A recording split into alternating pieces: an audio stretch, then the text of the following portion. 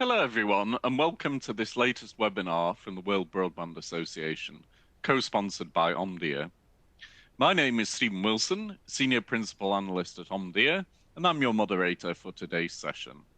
Today's topic is broadband investment, how to successfully overcome barriers. I want to thank everyone for joining us today, and as we go along, here is a section, a brief description on a few housekeeping items. So at the bottom of your audience console are multiple application widgets you can use. Make sure you check these out during the webinar. A copy of today's slide deck and other valuable resources are available for download in the resource list widget. If you have any questions during the webinar, you can submit them through the Q&A widget located on the middle of your screen. All questions will be captured, so if we don't get to answer you, we may follow up via email. An on-demand version of the webinar will be available in approximately 24 hours and can be accessed using the same audience link that was sent to you earlier. Finally, if you have any technical difficulties, just click on the help widget where you can find answers to some common questions. So moving to the next slide. So here are today's speakers. So I mentioned myself. We've also got Kevin Hasley. He's the VP of Strategic Initiatives in Ookla. We've got Chris Zhu. He's the Senior Supervisor of Standard and Industry Development in the Huawei Optical Business Product Line. And we've got Longji Zhu, the Senior Technical Architect in China Telecom. So that was the introduction today. Now let's get things started. So a couple of slides for me just to introduce the topic. So in this slide, we talk about how today's global broadband environment provides investors really with a variety of different opportunities. So the first chart on the left-hand side, this is India, total fixed broadband subscribers from Q1 2016 to Q1 2023. And you can see sort of from around 2019 to up to today, that growth, the whole market has nearly doubled. And so what we see, what this reflects, I think, is that there is significant room for growth in FTTP coverage and subscriber take-up in many markets. So in India, we see players like Reliance and Airtel rolling out fiber to the home. And there are similar opportunities in other markets. So this is definitely an area where there are opportunities for investors and definitely a role for fixed broadband in all global countries. Now the chart on the right side, this is global fixed broadband subscribers by technology for 2021 to 2028. And I think the main point to note here is that over time, fiber is obviously very important today and will become increasingly important over time. So really, as fiber comes to proliferate and already has reached a dominant position in some markets, really, I think investors will look at the need for new services, new technologies, and new network architectures. So there are opportunities for investors there, and that is something that we will cover in today's session as well. Now, in this slide, we also talk about how government funding and target setting for next generation broadband rollout and take-up is becoming increasingly prominent. So we see many examples of this, but government's certainly seeing the value and importance of broadband. So in one example is the BEAD funding in the US of around $43 billion for broadband in underserved areas, and total government funding for across all the different schemes in the US is up to $97 billion. So huge government funding there in the US. We also see government funding for broadband rollout in underserved areas in markets like the UK with Project Gigabit. But at the same time, we also see governments setting targets in terms of both coverage of different broadband technologies and increasingly speeds that subscribers will take as well. So, for instance, in the European Union, there's a target there of gigabit connectivity for all by 2030. And here in the chart, we also show Anatel, the Brazilian regulator, with a goal of 1 gigabit per second average speeds in 2027. So there, on a high level, are some of the trends, opportunities for investors in all different countries, and activity from governments, both in terms of providing funding and target setting for broadband rollout and take-up. So now I'm going to hand over to Kevin from Ookla, who's just going to talk about how governments can use some of Ookla's data. Thank you, Stephen. So this is a very interesting topic for Ookla. We have been in a lot of conversations, particularly in government and regulators, around the experiences for users for broadband across the world. So a little bit of different points of view across informing these policymakers on the role of fiber and mobile broadband investments. So how Ookla helps is we directly measure the real world consumer experiences. I don't want to make this as kind of a sales pitch. I do want to make sure that everybody understands on the webinar how important it is to collect the right data.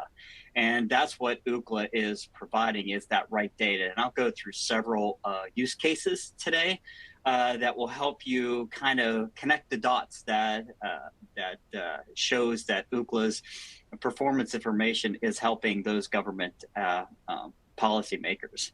We also have access to historical network performance and coverage data to understand trends, which is also critical.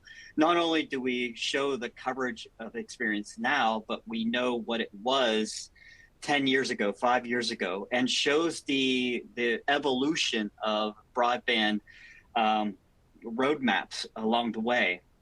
And I think it's really critical for us just to take a pause and mention some of the white papers that are coming out from WBBA, especially around the broadband advocacy, where we are coming in from this information that will be presented in the white paper that will be released soon, and the white paper that just was released called the Generational Roadmap for 2030.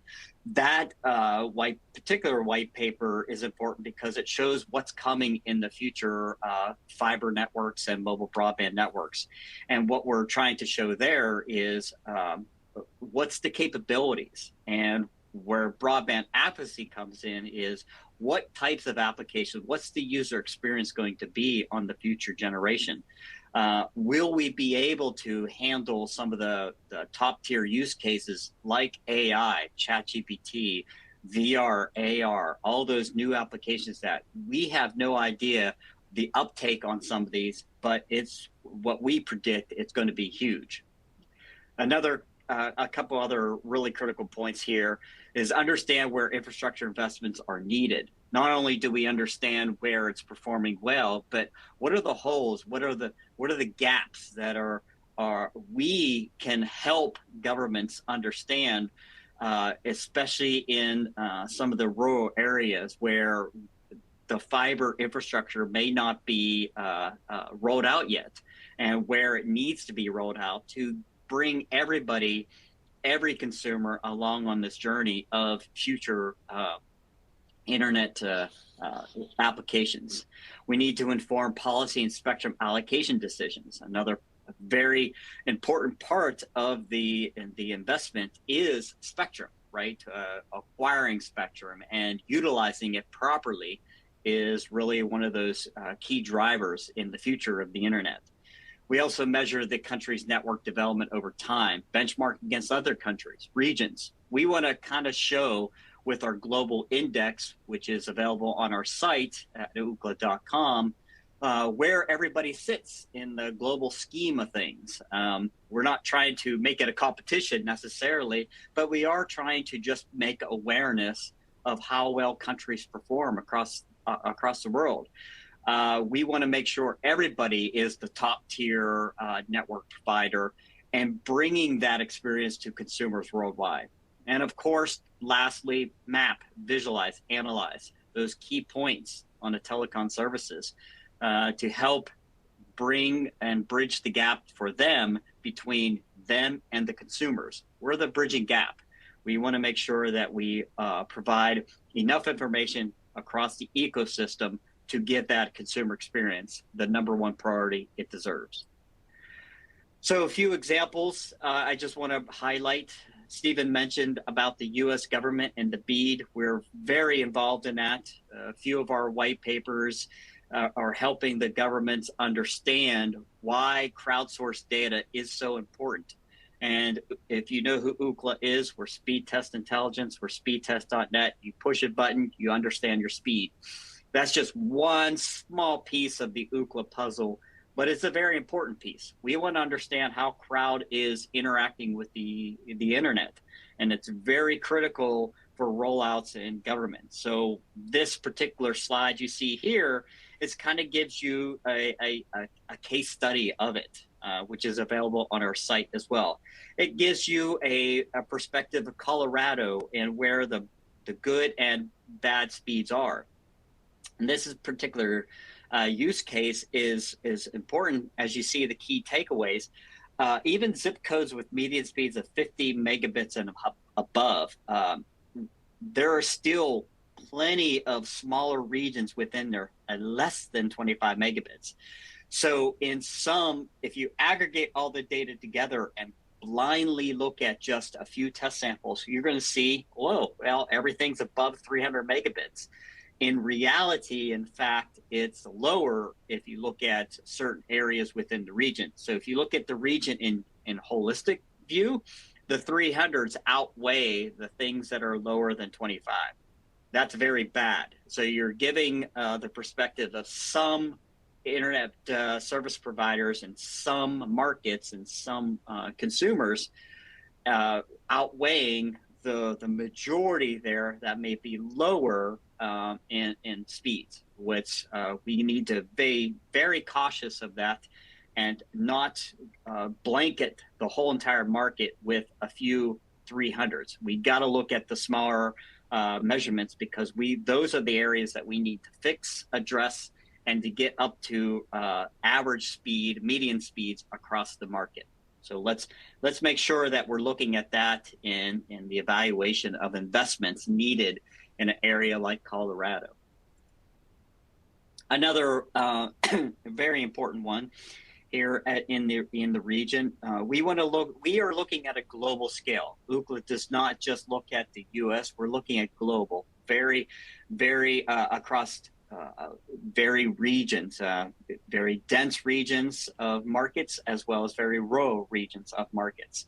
So this is a way to look at how many ISPs in a given area and how many tests, how many users, and what's the median download speeds there as well.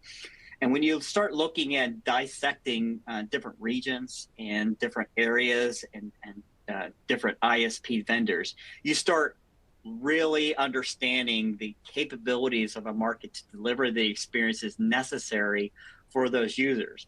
As you notice how applications roll out, it's just not a U.S. only centric applications or a China centric applications. You get a mix of applications like VR and AR when we talk about the metaverse, or we talking about different applications. It's a worldwide experience. Everybody, when we release applications, everybody wants to experience it. Everybody wants to be as one when you experience together. Facebook, Instagram, even TikTok. Everybody wants to watch those. Even the proliferation of experiences like YouTube and watching videos together, or the experience of watching Netflix together. When you're watching it together, you both have to have on both ends, wherever you sit in the world, the same bandwidth to experience it as you would want in a country that has fantastic internet. So we got to make sure both sides of that equation has the best internet possible. And lastly, what I'll show here is Ookla's been in this game for a long, long time. We've had delivered internet experiences in all aspects of fiber, all mobile network, any type of technology. We understand that experience of that technology, of that internet across those users in various regions. And we've been helping governments and regulators in that same time frame. We make sure that we ensure the consumers, the constituents, have both adequate coverage and expected QoE. We identify underserved areas or overserved areas. Another critical point here is some areas just continue putting investments to technology when it's not really required. So let's put the technology and investment dollars somewhere else that may need it more than just internet. We also understand how performance thresholds impact consumer use cases.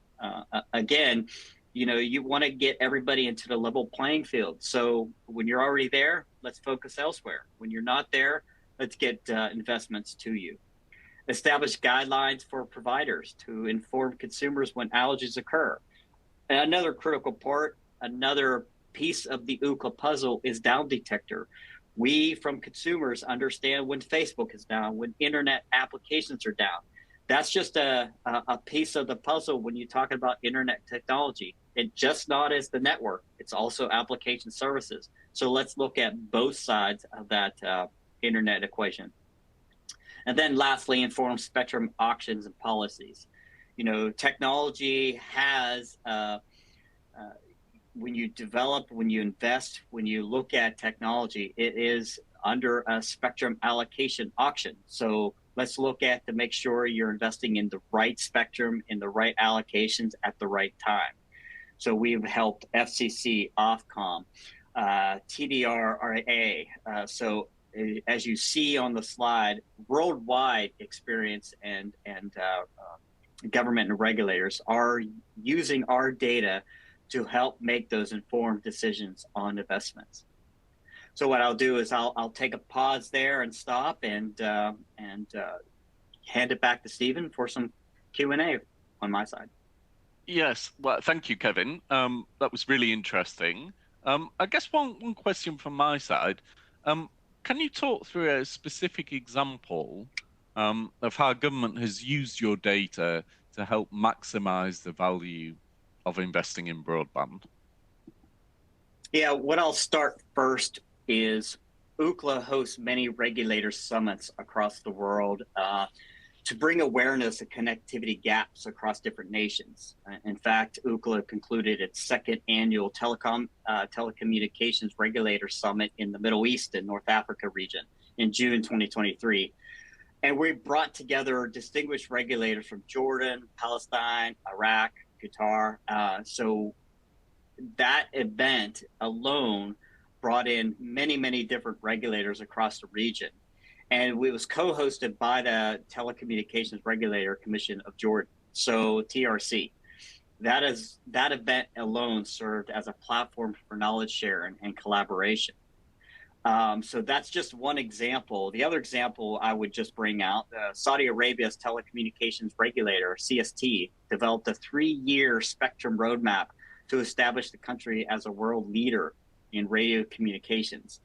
They did that while developing its ambitious spectrum outlook. CST conducted extensive trials and technology analysis, leveraging our data to do that. So that's just a great example of the power of the data, the crowd data from Ookla brings a regulator and how it can really hold the keys to investments in different regions.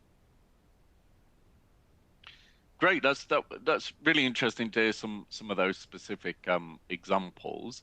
I guess one other question from my side. So what do you think are some of the biggest challenges for operators, for states, when deciding where to invest in broadband? Yeah, that's a great question, because many organizations think the data is readily available, and there are lots of data sets, but you got to find the right data set, a good data source. There are some data sets, as I showed in some examples, especially in Colorado, where it may just show that you have coverage, but in reality, it's not true. So finding a good data source to show why investment is needed is the most critical thing government and regulators and the telecom industry. That's the biggest challenge. So for states looking to provide the most accurate view of broadband performance and create process around the B funding you mentioned before, UCA recommends focusing on initial efforts on utilizing independently collected important crowdsourced data to inform the pre-challenge modification process. In particular, speed test results are especially effective when used in parts of area challenges, which allow states to challenge all locations in the area based on representative sampling of service across a smaller number of locations. So I actually read that, which is an important piece to make sure the audience understands that. I showed you several examples where that's critical. And if you don't do that, then you're wasting investment dollars on areas that don't need it. On areas that do need it, you need that investment funding. So I'll stop there, because that's a very critical piece, is finding that good source of data. No, absolutely, and the governments need this visibility and need the data in order to invest correctly. So thank you, Kevin. So now we're going to hand over to our next presenter, who is Crest Zhu from Huawei. So Crest, over to you. Okay, Stephen, thank you for your introduction, and also definitely from your insight. You gave us the development and the tendency for the optic fibers and also the broadband. And also very appreciated for the sharing from Kevin, especially regarding to this speed test intelligence and also the benchmarking. Actually, they awaken the customer care their experience and also trigger the healthy competitions. So that is good for individual as well as the society, especially for the broadband investment and development. In my side, I'm trying to answer, so why optic fiber and technologies is so important and how to make it happen. Firstly, I would like to start in what is the services drivers. So I here just summarize, present the three typical scenarios. One is from the individuals. So you can see, just give an example. So the monocular 4K XR, this kind of services already coming to the market, and also the 12K 3D videos already become a little bit popular. The first time come to the market during the Tokyo Olympic Games, and even if we want to watch the Matterhorns in Switzerland, you also can watch this kind of the videos. Especially the Apple launched the micro OLED, this kind of services. So we quite expecting. So this kind of the new services dedicated for individuals were coming to the market in year 2024. So based on our calculations, the average bandwidth for the individuals at least 500 mega per persons or per handset. And normally the jitter is less than 10 milliseconds. So this is one typical scenario for the individuals. If we're talking about the household, so for example, if expanding the big screen to the 120-inch, the 8K naked eye 3D services. So this already become a little bit popular gradually. And also there's some the extending to the 60 visibility is the point, and also the 2D converted to the 3D transcodings. And we are also expecting this kind of services will becoming quite popular in year 2025. And this kind of the bandwidth can be in between 300 mega, even to extend it 2 gigabit per screens. So this is from the household or from the residential point of view. For the industrials, when we're talking about the smart industry or the industrial digital transformations. So you can see currently most of the services already going to the cloud, and the Wi-Fi 7 or also going to the widely commercial applications, maybe can reach the 80% when we're talking about the year 2030s. And the UHD, the ultra high definition AOI, the automatically optic inspections for this kind of the industrial cameras. So the typical bandwidth can reach 7 to 8 gigabits. So generally speaking, for this emerging industrials, digital transformations, the bandwidth can reach the 10 gigabit, and the latencies also will be less than 10 milliseconds. So you can see under this kind of the high bandwidth requirement and also the low latencies or the better experience. So maybe the fiber and optic technologies is well positioned to address these challenges. And we also can see the fiber can be the best and also the only way to get the result.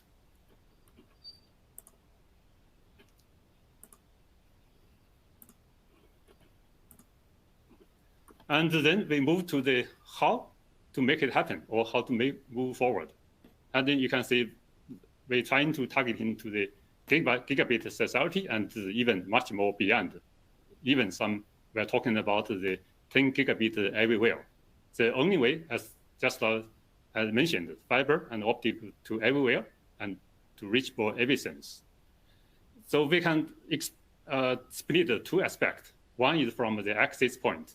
So there can be the three waves for the development for the fiber broadband.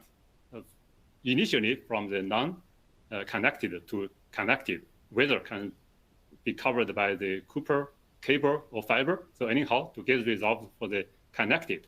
When we have the connected, we're looking for more bandwidth and low latencies. For example, from the 100 mega to the gigabit.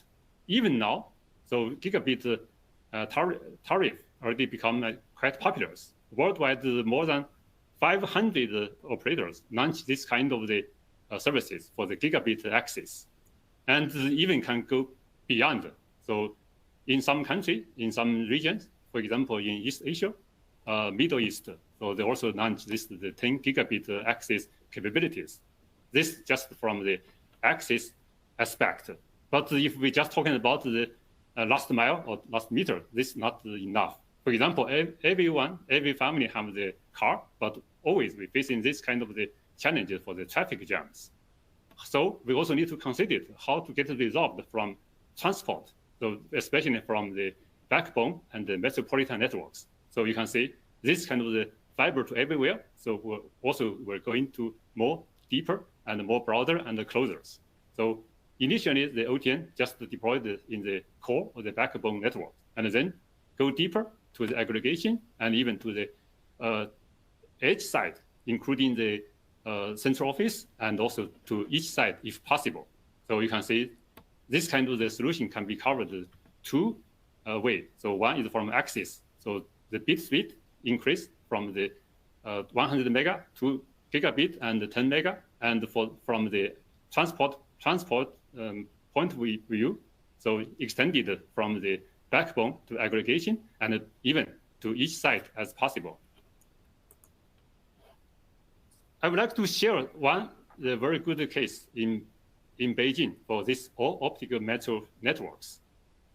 Firstly, I would like to make some introduction for the background. As you know, so China already launched this kind of the dual gigabit access capabilities to enhance the broadband China, so to make this digital transition as much as possible, to make this the real broadband China. So this is a scheme from national-wide.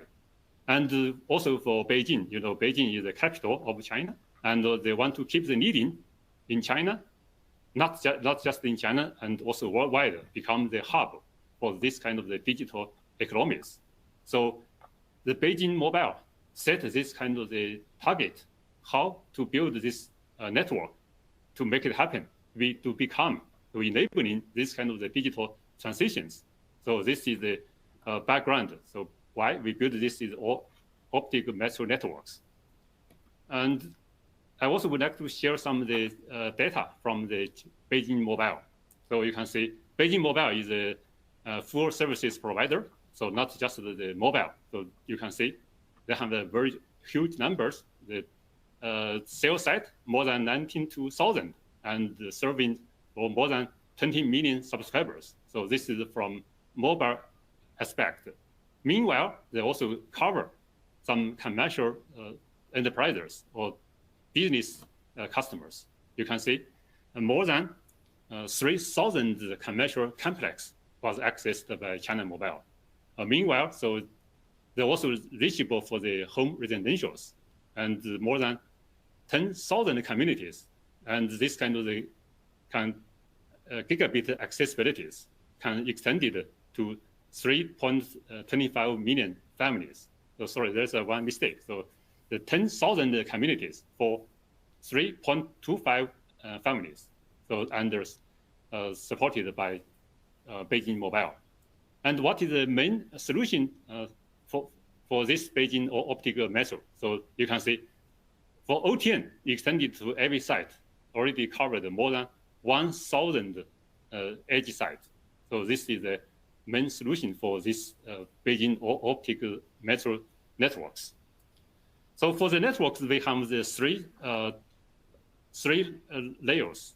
From the high level, from the management and the control point of view, so you can see there is one orchestration and also the one hub to the cloud to connect with any cloud.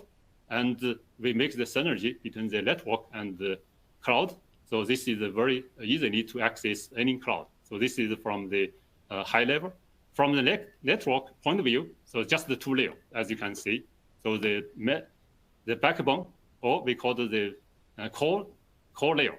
So all was deployed by OXC. That means the high granularity of the OTN. And also for the metro, so all was deployed by OTN directly. So you can see for the OTN to the central office, and also to the every site as possible to cover the campus, to cover these communities. And even the other solution coexisted. For example, fiber to the cell can be deployed to the WDM. This WDM can be also the CWDM or DWDM. And also we can use the traditional, the fiber to the home or even fiber to the room. So to provide this kind of the Beijing digital economy, make it happen. So based on the network deployment and innovations, so we can help the Beijing Mobile to reach the three kind of the needs. One is the needing from the experience, including this kind of the deterministic latencies. So inside this metro, Beijing metro networks. So anywhere from any hub to any hub, so less than 1 millisecond. If just within the backbone, so less than 0.1 millisecond for this kind of latencies. And also the security also will be guaranteed because this all is a physically or hard pipe isolations. The second needing, so to make this technology needings, the bandwidth, so 200 giga everywhere, and the OXC, the optical cross-connect connection, and also for the VC containers. And the third one, the innovation, the needing for the innovations. You can see we really provide this real dual giga, so whether for the fixed giga access or the giga access from mobile. And also in some of the commercial building, so the bit rate already reached more than 10 gigabits. And this is a solution highlight for the all optical networks. In a summary, very simple. So 1 + 4 + n. So 1 means the one network with 4 technical innovation to support any kind of the services. So this is the solution highlight. What is the meaning for the one network? So this is the one all optical smart networks. So use the OTN to cover each site as possible to build the real metro network. So to supporting 1,000 communities and 3,000 commercial complex, and also more than 20 million subscribers. So this is one network, all based on the OTN enabling. So this is the one network to provide this kind of the green transitions. So trying to lower down the power consumption as well as the carbon emission reductions, and also unlimited capacity. Each wavelength already reached 200 giga, and also reliable and also stable architectures. So this kind of can easily to scale in and scale out. So this is one network. And for technical innovations, if we're talking about from bottom to up, so firstly, the architectures. We're trying to use the simplified architectures. Especially, so just the two layer. So the core use the OXC to cover the 25 site, and the metro network more than 1,000. So use the OTN to provide the ultra low latencies. So just like I mentioned, if just inside the core, so just 0.1 millisecond. If from the core to the metro, so the latency is just within 0.2 millisecond. If we're talking about from the metro to any site, from any metro to the other site to inside of the metro, so less than 1 millisecond. So this is from the simplified architecture, or is OTN based, so the two layer. Secondly, the super bandwidth. So each wavelength already reached the 200 mega. That just depends on in the core, the 80 wavelengths. So 80 times 200 giga. And for the axis, so 40 times 200 giga. If we're talking about the grooming or the configurations, very flexible or dynamic configurations, together use this kind of the OXC, the optical cross connect, together with the virtual containers, OTN, so can grooming the small granularities, including the 2 mega, 10 mega, 100 mega gigabit Ethernet. So easily to get the grooming and makes the best usage of the wavelengths. And for the up layer, when it is the intelligent management and control and analytics to make this the bandwidth on demand. So it's easily to visible and traceable. If, for example, if you want to set the connection or the VPN creation, easily to just click the source and the destinations. So the connection was built. If you want to reduce, so just delete the services. So all the services will be released. So this will to become the intelligent management, control, and analytics. So this is the 4 technical innovations. For any kind of services, so that means any services, any domain, in any industrials. So you can see the digital governance, digital life, smart life, or the digital economy, including like the OTT, and the others, including the education, the media company, in entertainment, and also government sectors. So this is the solution highlight. So one network with 4 technical innovation, enabling any kind of the services, any kind of the requirement. So lastly, so I would like to say, so I just talking about from the vendor's point of view, especially the technical solutions. So why and how the optic fiber is the most important and also maybe the only way to make it happen. So especially to get it resolved for the challenges from the bigger bandwidth and also low latencies or better experience.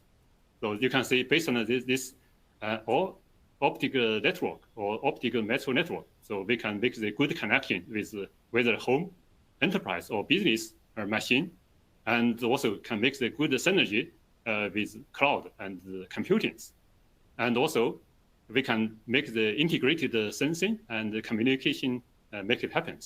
But based on what is the foundation, so the network, and also the many from the technical innovations, especially so from the OXC, so the big granularities cross-connect directly, and also small granularities, the virtual container OTN solutions, and also the PIC, the Photonics integrated circuit.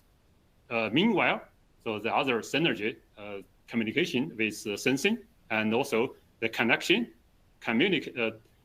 synergy with the computing power to make this the real AI happens. So as we know, right, the AI, so we have the three cornerstones. One is the connection. The second one is the big data, and also especially for the computing capabilities. The third one is the storage. So we make the good synergy together with the networking and the computing to make this AI happens. So that's all from my side. So I'm trying to answer the question how we can get resolved from a solution point of view, how and why the optic fiber broadband move forward. Thank you. Yes, thank you. Just one question from my side. Chris, what do you think are the main service drivers for the network innovation that we're seeing? Stephen, this is a very good question. So as you see, the service is the main driver, and we also can see the root cause for this evolution and development. Based on this Beijing optical network applications, so there will be the four main drivers or main typical scenarios. One is from the OTT. So China for this kind of OTT is quite popular. Next, ByteDance dancing. So everyone knows the mother company of the TikTok and Alibaba and others. So this quite popular. Their headquarters in Beijing. So they don't care so much for the cost, but they only care so much for the bandwidth as well as the experience or latencies. So based on this optic network, so they served this kind of the OTT services very well, especially from the bandwidth and the latencies. So just like I mentioned, the two layer of network. So within the metro network, just 0.1 millisecond. So this is from the OTT. OTT actually is a very complicated services providers, not just for the e-commerce, also like the online gaming and others. So any kind of services they can cover. Secondly, so is from the media company. So in beginning of year 2022, so there is the Beijing Winter Olympic game. So a lot of the big screen. So we're talking about 8K UHD. So that already quite deployed in Beijing marketplace. So the media company, the leasing the VPN from Beijing Mobile. So based on this, the optic network, they provide this kind of the good connection and also the guaranteed latencies for the live broadcasting based on the 8K UHD videos. Certainly from the bank. So most of the Chinese bank, the headquarters in Beijing. So they make the good connection with their branch to covering the whole China. So they use this kind of the NIS line to provide the good connection and also the securities, because the security is much more important for the bank. So we provide this kind of the hard pipe or the hard encryption for this kind of the services based on the OTN. So this is the third typical applications. The fourth one, China is a big government, so there is some of the special events. So we need to assurance for this special event.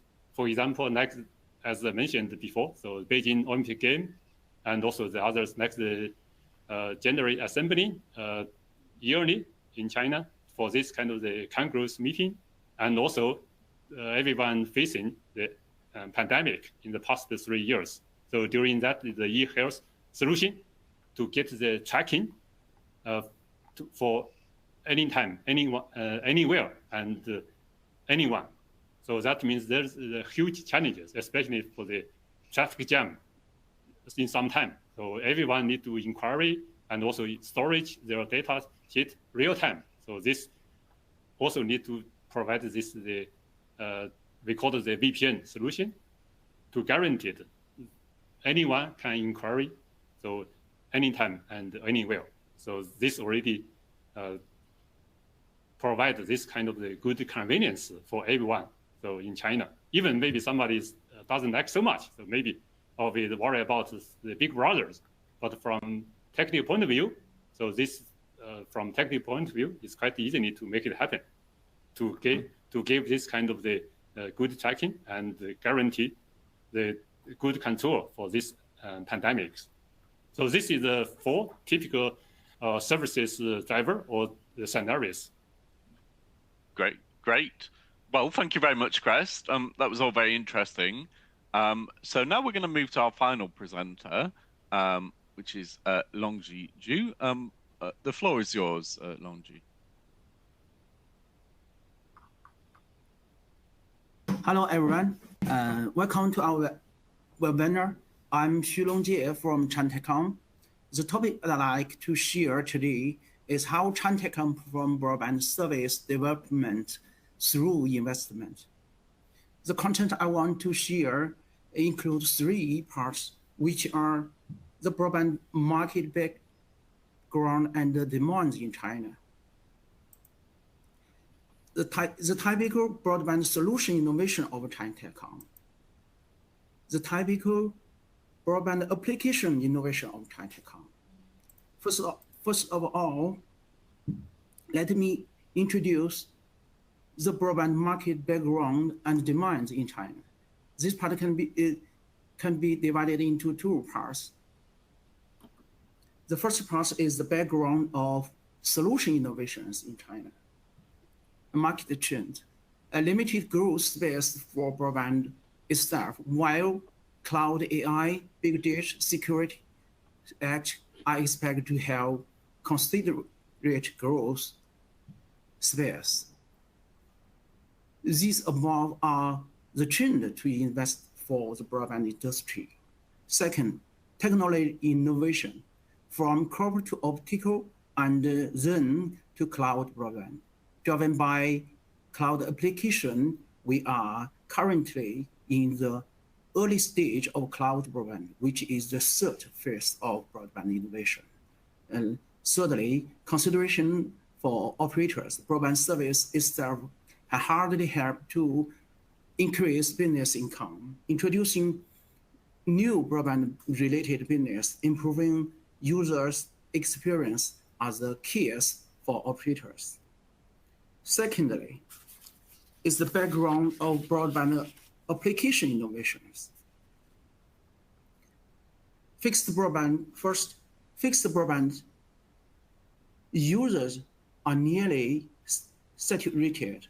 It has been realized that every single city has access to FTTH, and the penetration rate on wide broadband household already reached 100% in China. Secondly, FTTH infrastructure construction has come to an end. FTTH has covered 500 million households. And the penetration of optical ports has exceeded 95%. Thirdly, needed to improve high bandwidth users penetration. The vast majority of users subscribe package with offer 100 Mbps or above, while the subscription on high-speed broadband packages with offers 1,000 or above is very little. At last, the intensive competition in broadband market. China has multiple powerful broadband operators. It is important for operators to provide new innovative applications to gain the competitive advantages. This chart shows the statistics of Chinese household fixed broadband users released by Ministry of Industry and Information Technology of the People's Republic of China. In the chart, the blue columns represent the total household fixed broadband subscribers. The orange columns represent the subscribers with 100 Mbps and above packages. The penetration is very high. The gray columns represent the subscribers with 1,000 and above packages. The penetration is very low, is very little. Then I would like to give a typical example of broadband solution innovation in China Telecom cloud network edge service. Cloud network integration is a core feature of digital information infrastructure. The edge cloud is one of the main development direction of broadband network service in the future. It can improve network performance in terms of network architecture and network traffic. It has a lot of advantages vs traditional broadband solutions. It can improve high-quality broadband services, such as cloud VR, cloud games. It can leverage the advantages of edge cloud. China Telecom's abundant edge node resource are the natural advantages that set it apart from the internet companies. And last, it also can enrich a value-added application. Cloud broadband introduce edge cloud controls and deploys cloud networks capabilities through virtualization, greatly simplifying the difficulty of deploying value-added applications.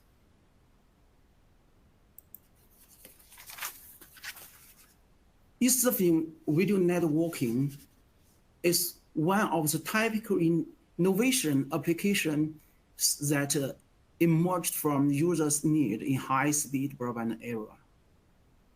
It is the fifth basic network of China Telecom after mobile network, broadband, satellite, and the Internet of Things.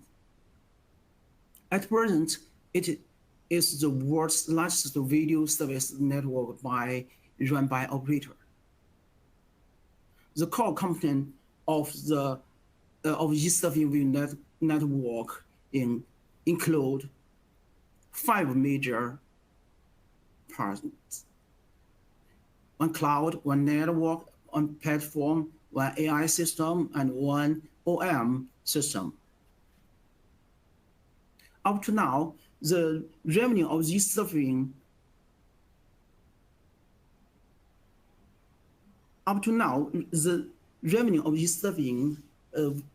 video service has exceeded 3 billion yuan.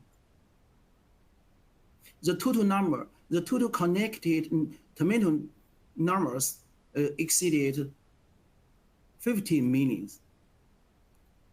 and it serves more than 40 million users.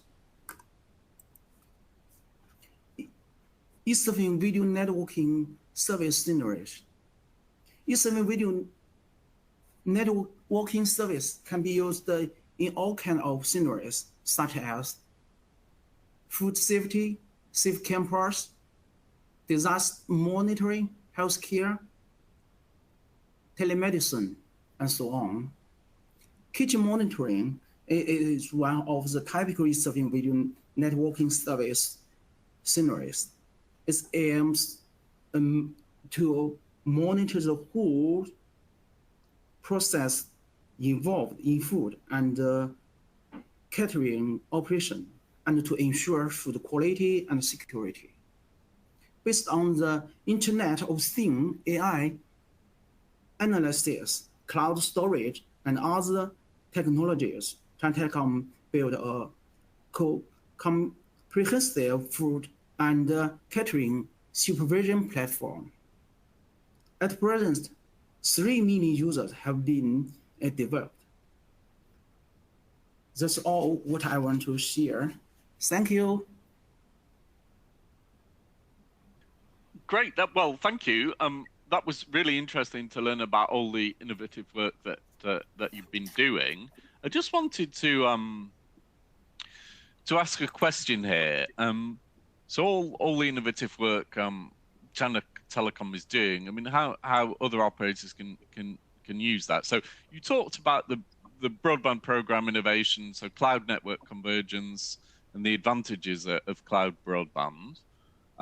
So for current operators who are operating a traditional broadband network, how do you think they can move to cloud broadband? Okay, that's good. You know, cloud broadband is developed on the edge cloud. Cloud gateway based on the general cloud software move the forward and control capabilities of the original end user gateway to the edge data center.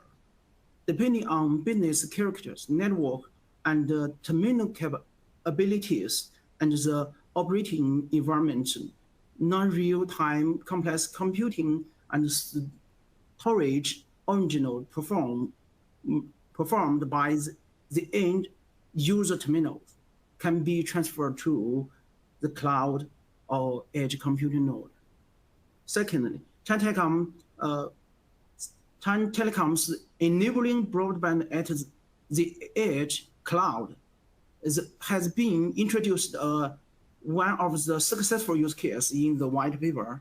For more details, I suggest that you can refer to our working groups, WBBA WG2's white paper of 2023. You can find the details. Super. Yes, that's a very useful resource, I think, for our listeners to check out. And one final question for me. So very interesting to hear about the e-surfing video networking. What are the benefits, significance, and value that e-surfing video networking can bring to broadband operators, do you think? Okay, that's the interesting questions. I try to answer your question. You know, the e-surfing video networking services, it can realize the convergent development of e-surfing video networks products with telecoms, broadband, cloud storage, intelligent terminals, and effectively pulling the growth of these business. Secondly, it can enrich the variety of high quality, high efficiency, and smart broadband applications for users. Coupled with the ability to support them with computing, AI, and cloud storage, improves users' experience, which in turn to promote the demand for high bandwidth broadband, enhance the market competitiveness of operators in the face of near saturation of traditional broadband service. That's all, Stephen. Thank you. Yeah, fantastic. So lots of opportunities there for operators. So I know we have some questions from our audience. I'm aware that time is short, but one question I think that came in from the audience for Kevin. Hi Kevin, does your data gathering method only rely on random end user tests, or do you have a designated testing operation? Yeah, Ookla has many different types of products that handles crowdsourcing data, SDKs to embed it into router systems at home, so it's not random necessarily. But we also have a designated testing operation with root metrics. So we have many acquisitions over time, and we're combining to actually have a holistic approach to understanding network environments, broadband, mobile networks. So yes, the answer to the question is we have many various different gathering methods, not just crowdsourced. So a great question. Thank you. Great. Well, thank you, Kevin. So that concludes our presentation. Any questions we haven't been able to address there, we can follow up. So just to sum up, I would like to thank everyone for your participation on today's webinar and for submitting your questions and comments. I also want to thank our presenters, so Kevin, Crest, and Longi. Thank you very much for sharing your expertise with us. An archive version of this webinar will be available shortly, so please do feel free to come back and view this session again or share it with your colleagues. A short survey will appear at the conclusion of this webinar, so please take a few moments